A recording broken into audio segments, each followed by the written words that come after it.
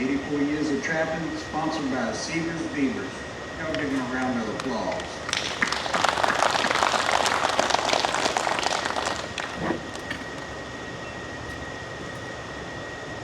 Okay. Before we get started, I'm going to pass this around. This is a barrel call. You can see how close you come to get me, way over 500 pounds. I'll pass this around, you can look at it, and I'll tell you about it later on in the program. And you can see the snare part, how strong that barrel was. I had to do a talk one time in education. And just as I started, the principal came around and handed a 5-page questionnaire for all the teachers to fill out. Well, can you imagine trying to talk while they fill out 5 papers? So, if you will, listen to me while you're looking at that snare. Okay, how many of you know a little bit about basketball? 3 people? If you're on defense, how many points are you going to score? None. I think as trappers, that's what we've been on too long. I'm going to preach to you a minute about the antis. As long as we're on defense, we ain't going to score a point. I think it's time as trappers we got on offense. You know, they did tell us, when those antis start talking, don't argue with them, they'll get mad and they'll do something. Well, let them get mad. I think it's time we stood up, because people, if we don't, we going to lose trapping. 84 years ago when I started, a whole lot different than what it is right now. So stand up to them. Tell them what you think about it. Put your part in. Let's get on offense instead of defense all the time. Okay? Now, why would you do a demo on bar traps and cyanide guns when they're both outlawed? Well, a lot of people ask a lot of questions about bar traps. They are outlawed, I reckon, just about everywhere now. Maine was the last place that you were legally set them. Cyanide guns, I'll explain all about that because a lot of people don't know much about that. I'll explain and show you how to work and everything, and they are a coyote getter. Let's look at them. One thing the antis said one time, I was at an auction, my buddy was. And the auctioneer had this. It don't have a pan, and it don't have a spring. Oh, he said that thing's dangerous. He said that will cut your hand off. That will cut your hand off. He said, now we're going to sell this, and we hate to sell it because we don't want to be responsible for the damage it'll do if you stick your hand in it. Well, it ain't got a spring. So my buddy gave a nickel for it. Ronnie gave it to me. Now, if something was going to hurt you, this is the number 3 rigger, 4 Colt. If something's going to hurt you and cut your hand off, it ought to be this. That should have cut my hand off, right? If this little rascal will, that should have. So don't worry about these right here. Now let's talk about 2 other things. If you don't learn any other thing at this whole thing, remember this. 2 words, desire and ability. Now, if you love to trap, the way you love to trap all you can while you're young and full of piss and vinegar. Now, it's old people that done lost that, haven't they? Because one of these days, your desire to trap will last a lot longer than your ability to trap with. I'm in that stage right now. I want to trap as much as I ever have, but my body won't let me. I just got over double pneumonia a couple of weeks ago. Last week I broke a rib. So if you see me staggering around here, yeah, he's all right. He'll get up in a minute. And by the way, if this trap starts hurting, just pull it off. Okay? It won't bother you no more. Now, remember 2 words, desire and ability. Let me tell it again because that's important. If you want to trap the way you love to trap now while you can. Because one of these days, your desire to trap will last a lot longer than your ability. My legs don't give out. My next birthday, I'll be 90 years old. But I'm still trapping, still catching my part of the bobcats and all. Not as many as I'd love to, but I catch a few. And two real good cat trappers here that I know. One of them is a young man sitting right here. He had the top cat at our sale. The guy sitting next to us is the president of UTK, United Trappers of Kentucky. He had the second best bobcat. I had the third best. So I don't care enough about them guys anymore. So they beat me. Now I tell you, if you're lucky in life, you'll have a handful of friends, a bunch of friends. But you can usually count on one hand the number of true buddies. You got a difference between a friend and a buddy. Okay? Now, my son's sitting on the end there. How many ever saw the movie Deliverance? Okay. My other son was the one that played the banjo on Deliverance. Now that was the best joke I had. If you don't get that, it's going to be a long hour. I was joking. That's my son Dennis. He's also my best buddy. Okay? That's my wife sitting here. That's a guy in a Tennessee shirt trying to take over. So I got to watch him. I never thought when I was 17, 18 that I'd be sleeping with an 85-year-old woman. You know what she said? She said when I was 17, 18, I never thought I'd be sleeping with an 89-year-old man either. But we've been together for about, 65 years, and it's been a great life. She's been good. Now, I brought 3 people with me, so if I get caught in this trap later, they can all the way home, they go say, we told you not to do that. We told you not to do that. So I'm going to put up with that all the way. Now, let's get up to how I got started 85 years ago. I went to a one-room school. Our teacher was 17 years old. We had boys in that school that was 20 and 21. Our teacher was sure does to me, boy. Then there were 6 of us little first graders that were 6 years old. The teacher was doing what they call take a book, 8 o'clock, he'd ring a bell, time to start school. In this one-room school building, it was on the side of a creek called Bear Creek. He'd have us come on the front row. He'd hand us a book, and he'd say, tomorrow I want 2 lines of this book printed, hand in. Now y'all go play. Well, I looked at the first grader, he needs a big pencil, he don't need a pencil. His motor skills are not that developed. And besides, we couldn't read, we put the paper on top of it. A G was almost impossible to read. And we'd get off the page, we couldn't read, we'd turn it in, we'd go play. We would play until 3 o'clock that afternoon. Man, that was a good old day. We stayed in that creek, we caught mud turtles, we caught fish, we caught copperheads, we caught everything you can think of. So one day, this guy came by and he was singing minnows to the dock. We helped him. We got through, he gave us the same. Man, that opened up a whole new territory for us. We got to say, we kept everything in the country. Enjoyed it, we really had a good time. But I remember one day we were sitting in school, what a many cars. This was early 40s, 1940s. Very few cars. And then the car pulled up, excuse me, and we started looking at it. The guy got out, he had a brass sack, or tote sack, we call it, on his back. It was full of something. We went and talked, hey, Mr. Williams, all that, he wouldn't talk to us. He went on down the creek, and some of them older boys, he said, he's a trapper, yeah. I said, what's a trap? He said, he catches him. I said, how? He said, he got trapped.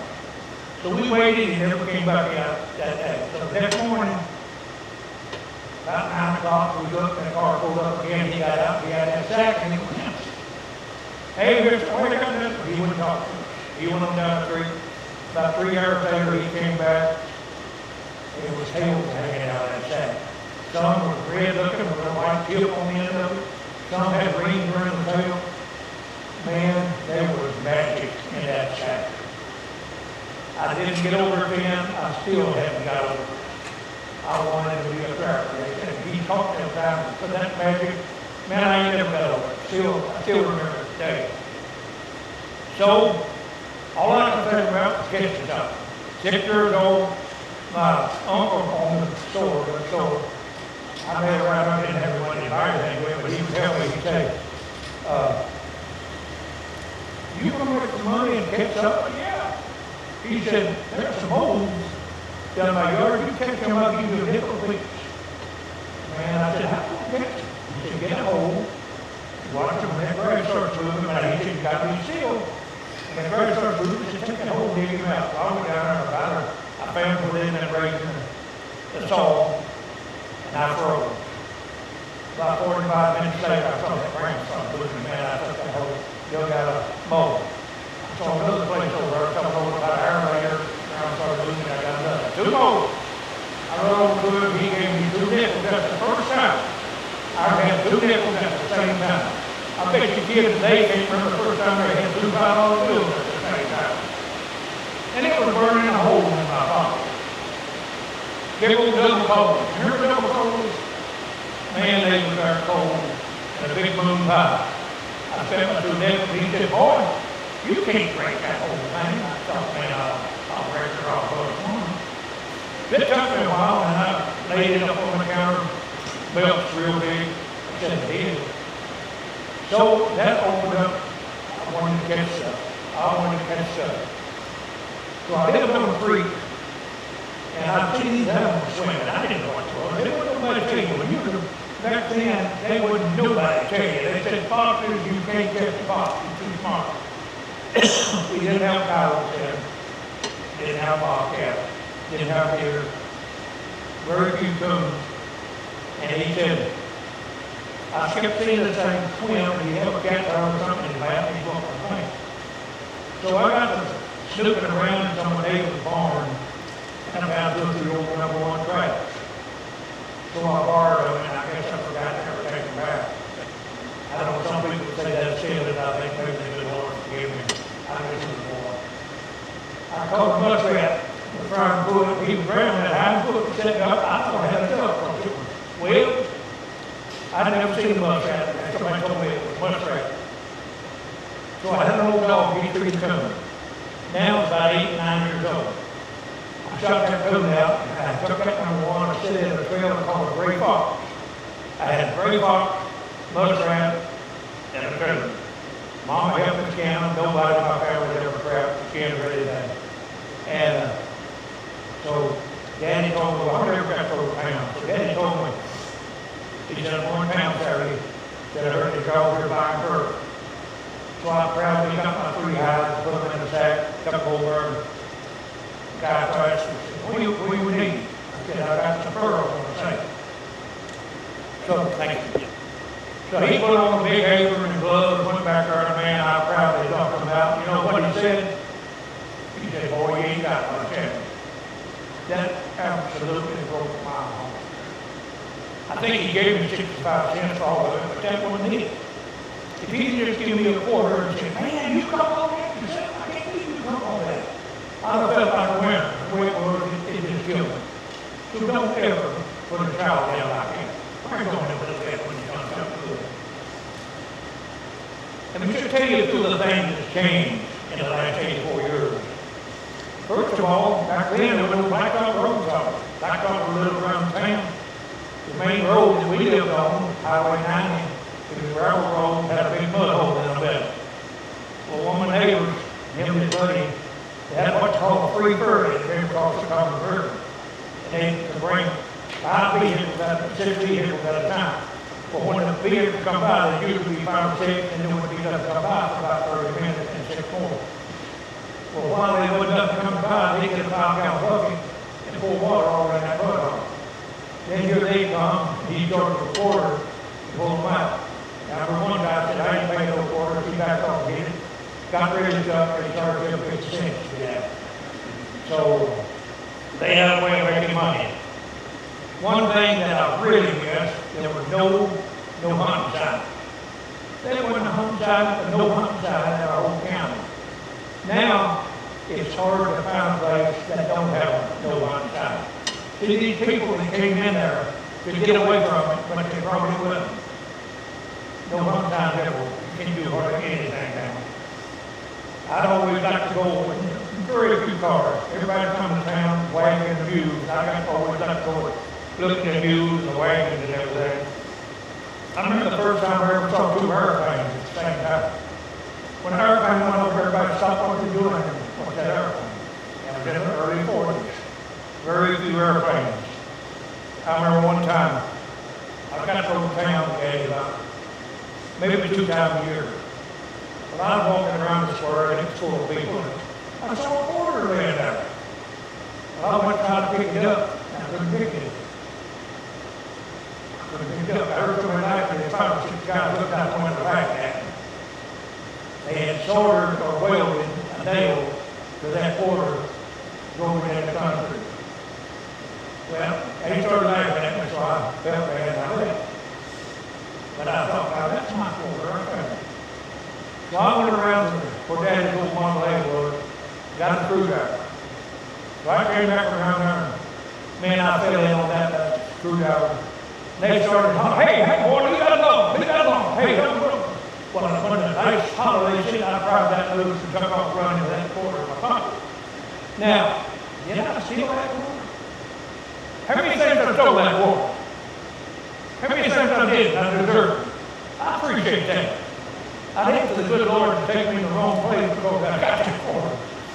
But I started running, and back then there was preachers on every corner of the square.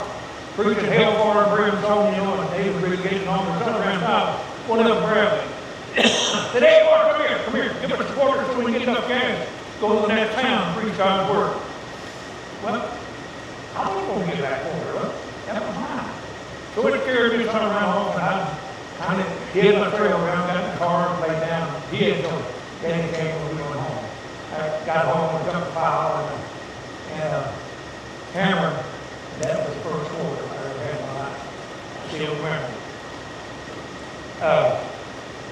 One of the prettiest sights that I saw when I was born, and I'm sweating, I hope I don't mess my hair up, sweating like it again. One of the prettiest sights I saw, I had a sister married a guy, his daddy was a fox hunter. He was a fox killer. Now, there was guys that fox ham that could run just a year. You know, old timers got to run fox ham. Well, he knew red foxes when they had certain circles. You know, they'd run, they'd come by a certain place again. He's using the shotgun. He had 3 red fox eyes for each side I've ever seen in my life. That's what I look at before he shot. And I remember, you ever do something that don't turn out like you meant for it to? Let's see the hand. Anybody ever done anything that didn't turn out like you meant for it to? One time, me and my buddy was trapping Lake Carmen. Wolf Creek down Lake Carmen. We had over 100 traps set for coons. And we were getting $33 straight for coons. It didn't matter if it was shotgun, shot, dog, call, or what. And we was coming in and it was after dark. He's driving the boat, I was shining the light. I saw eyes coming. Shotgun, come. Coon got down to eat with us. Went up a big old white oak, had a fork in it. He got up in the fork, looked down out of his eyes, shining. I grabbed the 22 and put up our power. He rolled out and got in the boat, $32. I said, wait a minute, I hear something. Oh. Here comes some hands. And he came down that tree, put one up with his feet on the tree, and said, oh. I said, man, we killed somebody soon. I said, don't start that motor. A few minutes, here comes some lights. 3 men with lights. And when this was in February, with no leaves on the tree, they shine. Then they went to cut the switches. They whipped them poor dogs, come to, you know, I couldn't say, hey, we got you coon down here, because they'd probably come down before I switched out with us. I hated it, but you know, they went out of sight, leaving them dogs, kicking them, whipping them. But just went out of sight, I hated it. That's the way it is. 3 years ago, I was at the house and a guy called me and said, you still Bobcat driver? I said, yeah, well, he said, my mom had a flat tire, and I'm sitting there in the car waiting for him. He said, I saw a big Bobcat come down, go through a culvert out the other side. So I got my pickup, went down there and sure enough, this is in February, cold, but there's a little water running through it. Now it's for a cat there.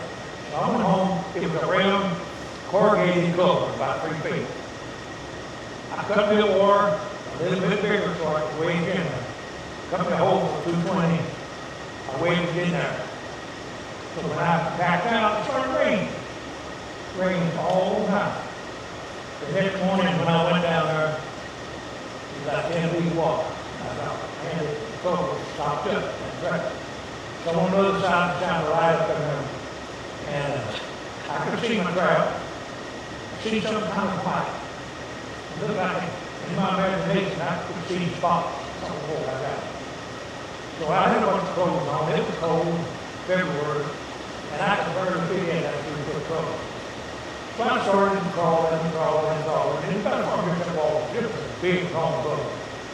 Finally got to it. I reached up and grabbed that bar and all hell broke loose.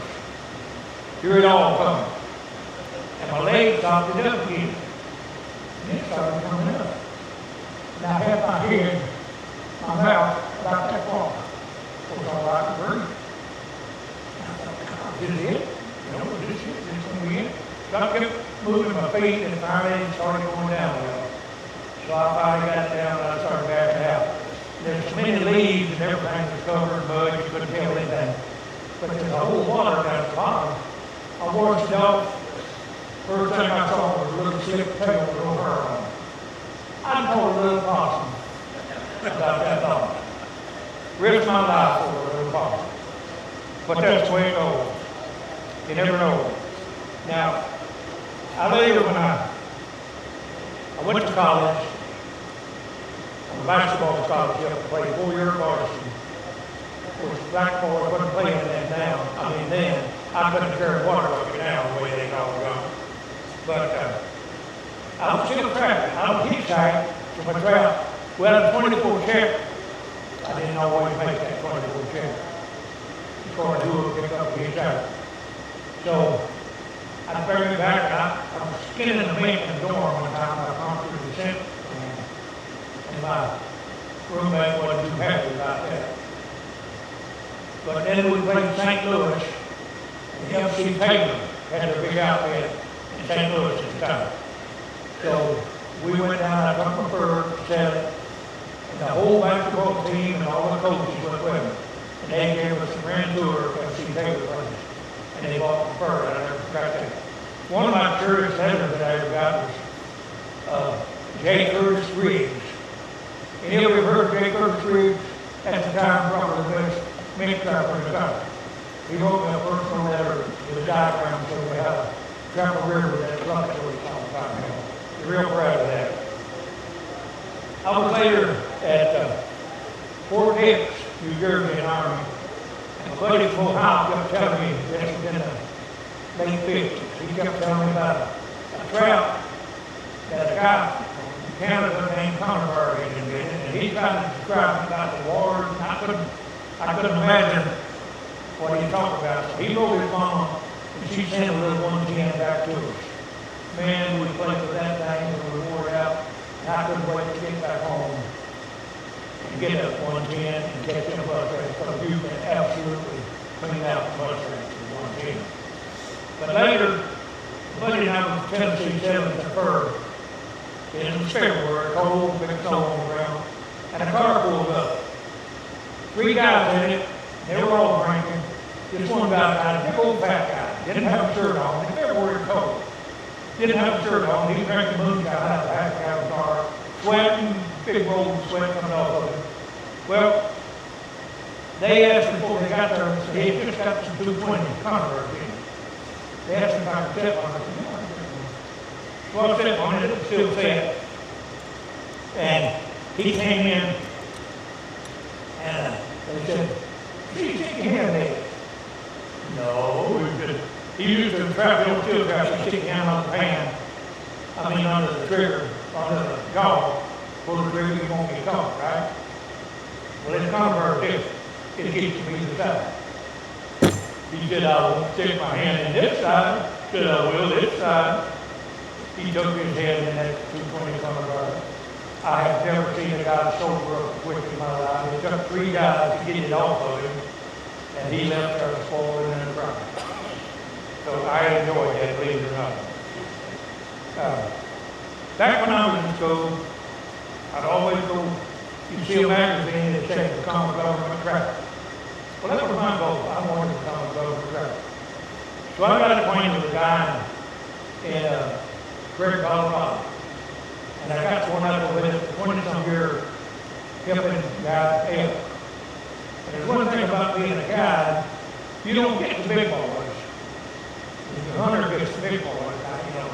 And I have to get some good rules. I'd like to go home to do it, because they was hunting. But he told me, he said, got open, and this guy, he ran the northern half of Colorado, his brother on the southern half, and their daddy had been a government traveler. He said, I got a couple if you want it. Fantastic. Well, he was a good traveler, one of the best you ever saw. He never said, like I would say, I'm going to go over and see if I can catch a cow. He'd say, I'm going to go over and catch a cow. Very positive. And I had a brother that was probably the best cow trapper in the league. He could absolutely catch a cow. He wore tennis shoes all the time.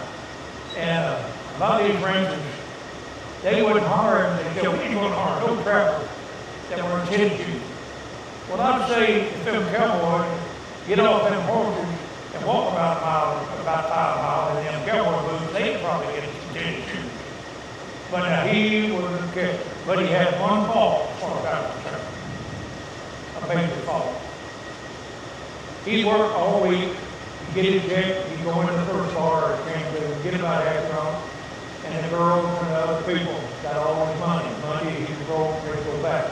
But his one goal in life was to shoot a log. Now, can you imagine having that kind of goal? He wanted to shoot a log. Well, one night he was going down to Brown Park where his brother lived. And he just had one headlight on his vehicle. When he met a deputy, the deputy turned around, pulled him off, he got out of the truck, pop, pop, pop, pop. Got the headlights went there, but he didn't hit the deputy. So he's in the pen now, he will die in the pen. And that's a shame, you know, he was a driver. That's the way it goes. When I went to Colorado, on the way out there, my boss had a heart attack. Well, when I got there, he was in the hospital, and I went in the door, he was there doing push-ups. I said, what are you doing? He said, I don't want to get soft. I mean, here. I said, well, you know, what can you say about a guy doing that? But they gave me a map of Colorado, cyanide guns, all the crap and serves needed, keys for you pick up, keys for four-wheel drive, and said go get them. Colorado's a pretty good size state. You know, if you're another old hillbilly from Kentucky, now one of the trappers really helped me. The other one, they say, they called me, wanted me to work for grandma to shoot there. I said, where are you? They said, Northwest Colorado. Well, that don't help a whole lot. But one of the trappers, he helped me. Now, one of the things I enjoyed was shoot cows at America. I enjoyed it. But the old guy that I worked with, he'd been in days, he'd been shot down in World War II. But his son was one, the rest of them was fly with. And one of the trappers, the first time he flew with him, see, you got the double wing, you got your struts, you got your prop, you got your wheel. You don't want to shoot either one of them off. Well, the first time he was shooting that cow, he shot the wheel off. Well, that young pilot, he was able to land on one wheel when he got something down there. They put a new wheel and went on.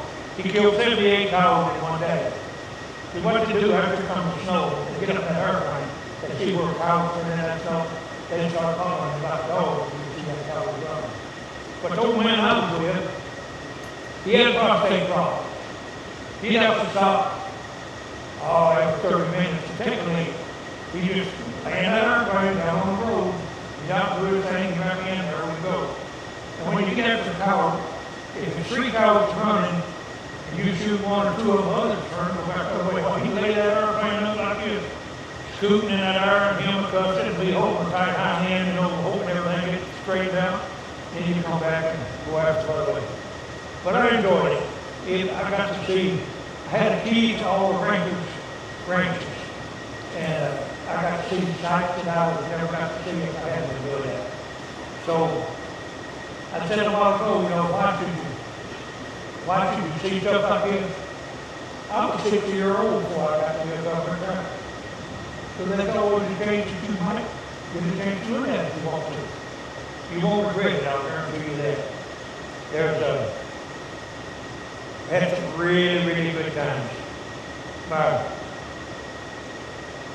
Let me tell you about one thing that happened when I was out there. Two of the drivers were doing a grazing study at Yellowstone National Park. And some of you done heard of it before. If you have back like that, then make it feel better. Instead of holding your hands down, done heard of it.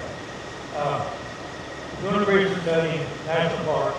They went and set the trap that morning, put the trap up there. That morning, they went and had golf and separated, went to separate ways. This one guy went up there. He had a big female grizzly in that live trap. So he gets his tranquilizer gun, shoots the bird. A few minutes for a attack.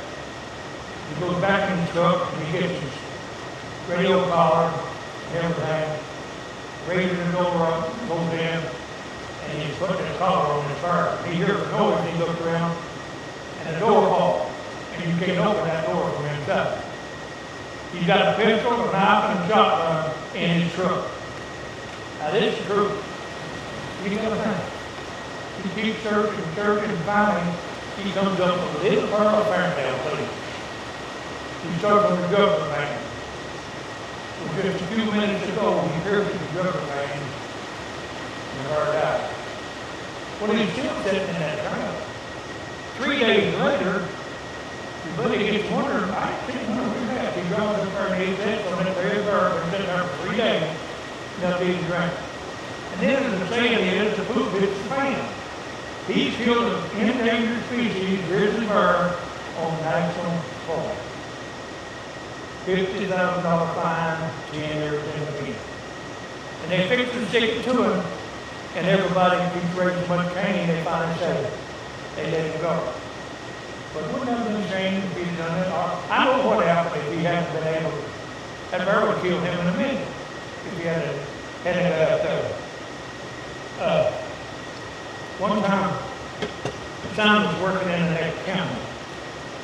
And a guy came in, big old guy, about 6'8", 300 pounds, and he was crying. Well, my experience with a big guy, that big, if he's crying, there's something probably pretty important going on.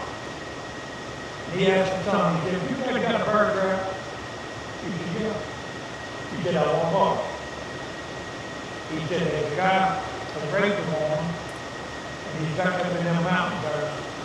And he said, police can't catch him or won't catch him or afraid of him or something.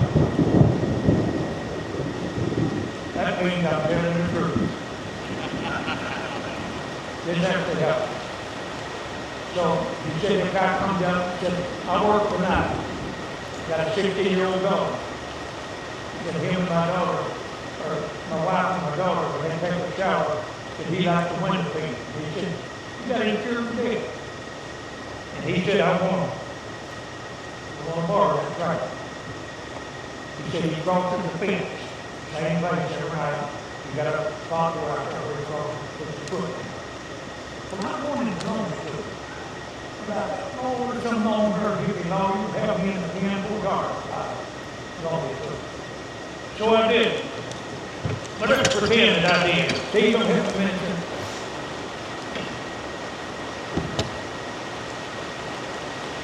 It takes me hard to say, so I've got to see plans on it. I've planned that. And this friend.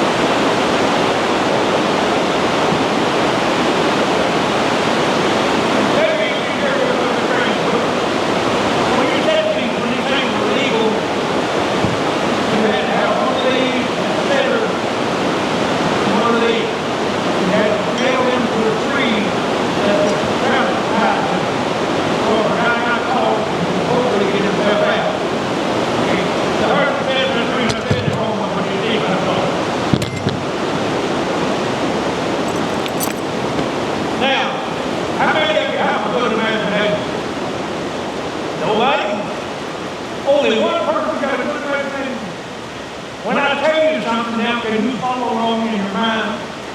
How many of you can? Let's be honest. How many of you can't? No, you can't do it. I'm going to describe something.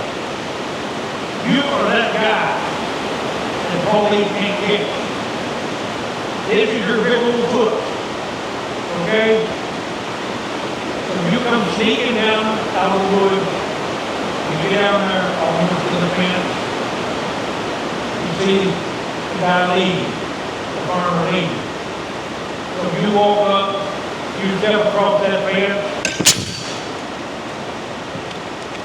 Now I expect you, if they put somebody in New York on top of the tree, they slow down on that track.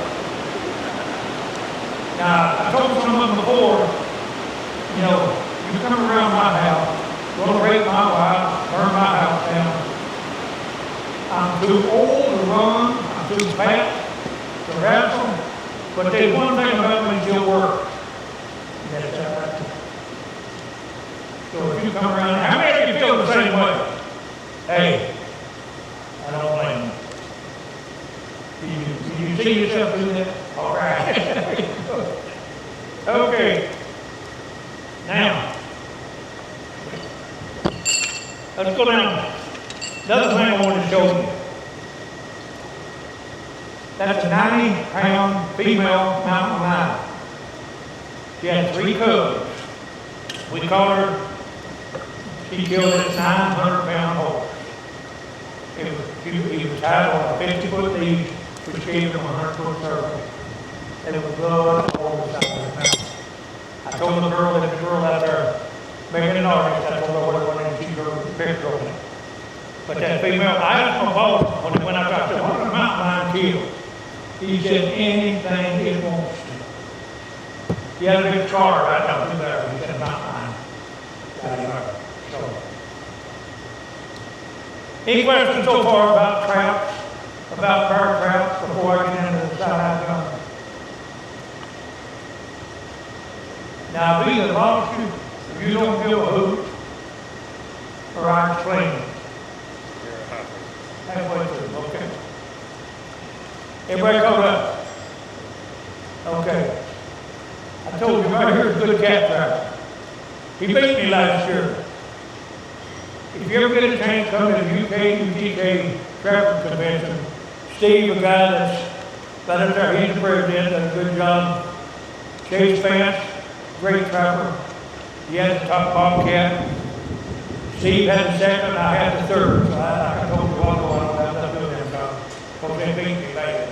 But we all 3 live in different places, so we don't competition. He's a great guy. My wife told me a while ago, good woman, she put up with me all these years. And now, we're going to get into the side guns.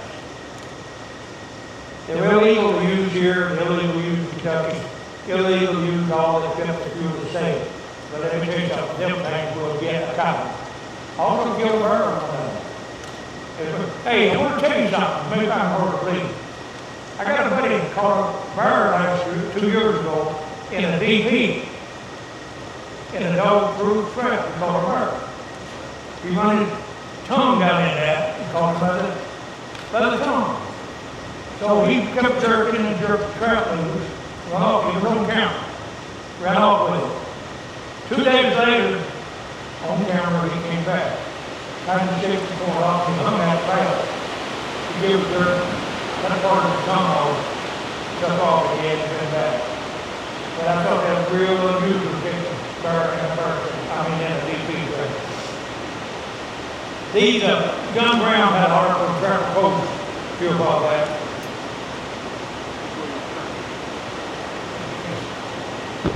That's good, that's all. I don't know how John Brown had a article in the Trapper Post a while back on the side. Did a pretty good job, I'm not being critical, but there's 2 things he didn't mention. One was, now I won't get on the ground and show you this, because it'll take a winch or something to get me back up. Like I said, my knees are done quit on me. that I can tell you from here. We had a lot of trouble with elk rolling on it. So I would dig a little trench, put this down in that trench, the elk would roll over and it would knock. How until we sat there again. Okay? You know what I'm talking about. You did what?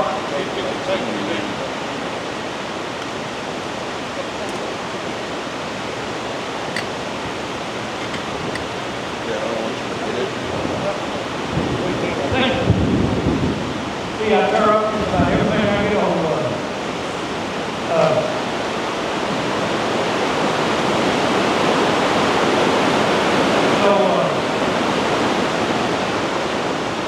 I'll expand this up. What was we talking about? What? Talking about the trap?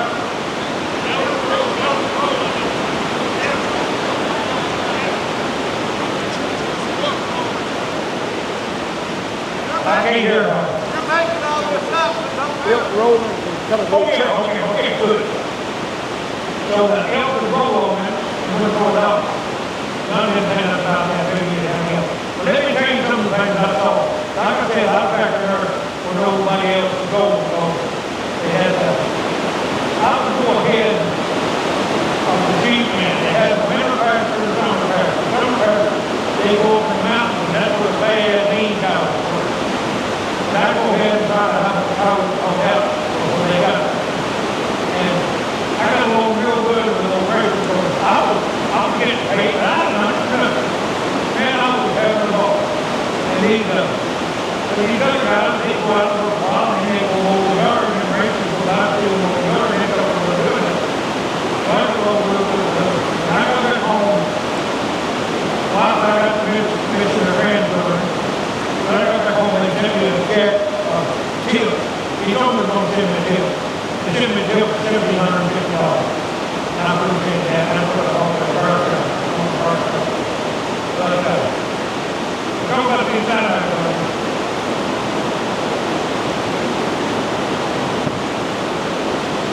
The first one that was made,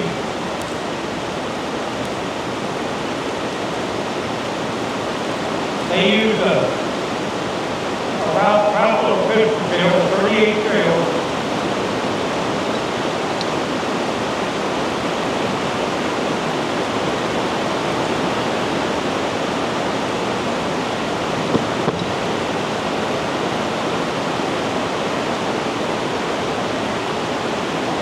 What do you do?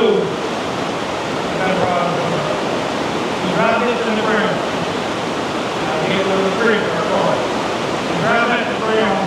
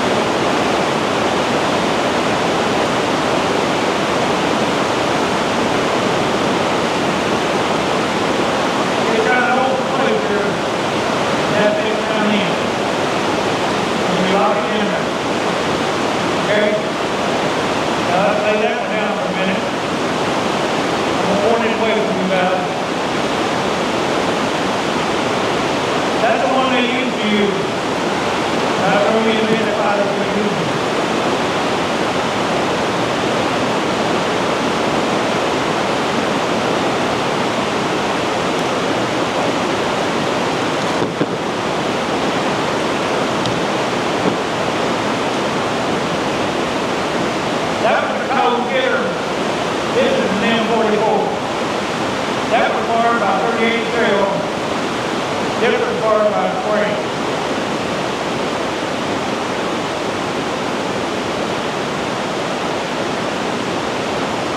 It's a lot easier to sell.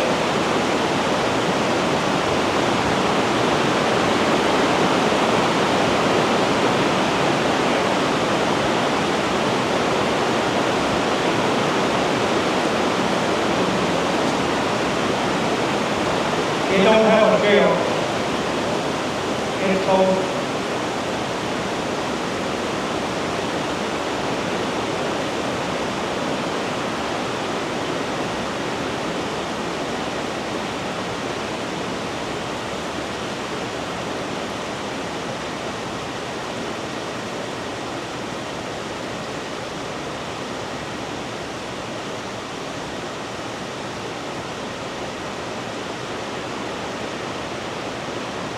That food don't just like they will keep that pulling away from them.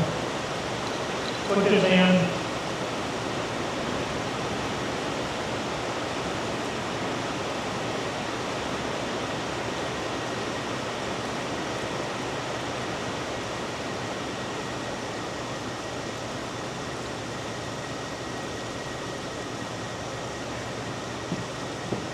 Now you got both of them loaded.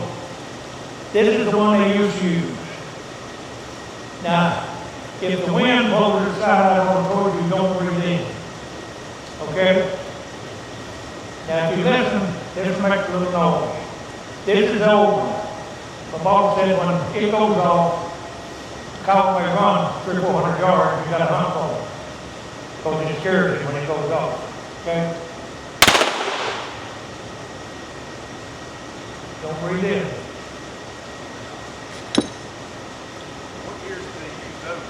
Pardon? What years did they use those? How long? They still use it. Yeah. But there's a lot of rules and regulations. You can't set them for water gardens. Name me a place that water don't run to. Water runs everywhere, and you gotta have all kinds of rules and regulations and all that. But they went from that security code bad to this. This one's real quiet.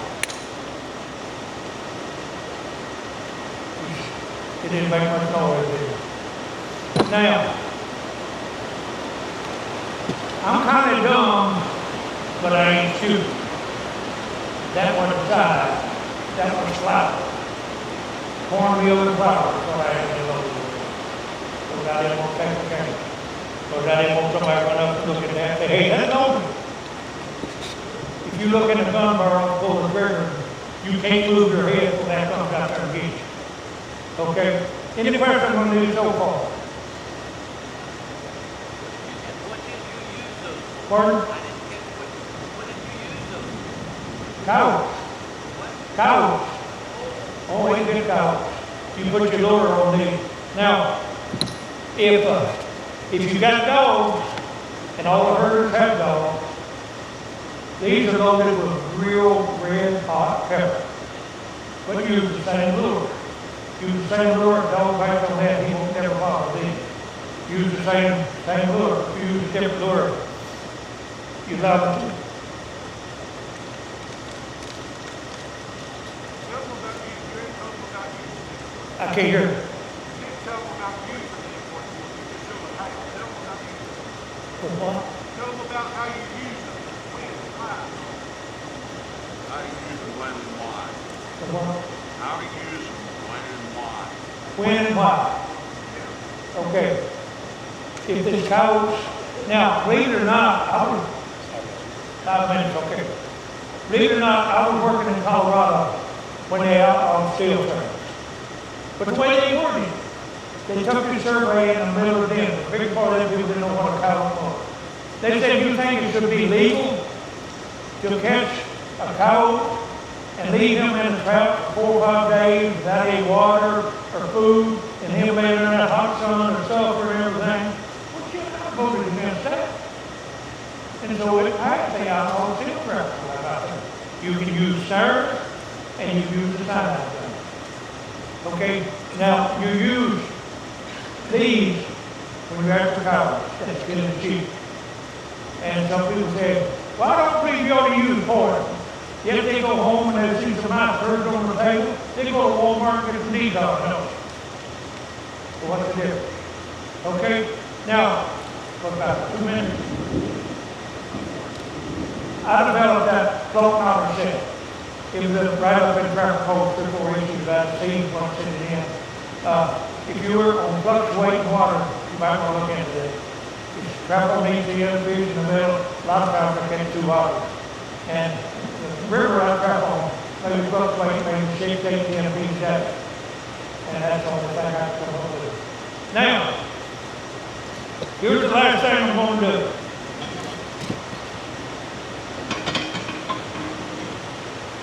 My wife didn't want me to do this. My son didn't want me to do this. My buddy didn't want me to do this. And if I get caught, don't stand back there and laugh at me. Come up here and get me out of it. Because I'm going to throw that trap in my hand and I'm not going to get caught. I'm like a little boy that did a watermelon eating contest. He said, I know I can win because I ate watermelon this morning to see through it. I done tried this, I know I can. So, how many are going to try to get me out of it if I get caught? How many of you are going to sit back and say, well, you don't know, you should have stuck your hand in there. Look at this! Whoa, man! I've got time to tell one of those quick stories. Okay. I was working in the school system. They closed down about 48 one of those school buildings in U Elementary. We had running water, electricity. Nobody else had that on the ridge. Well, after about 3 weeks, it got smelling bad. The principal came to me, young guy, nice guy, good buddy. He said, man, it's still bad. Principal said, you care to talk to them little boys? And I'm thinking, you making a big buck? You talk to them. But I didn't do it. I said, y'all talk to them.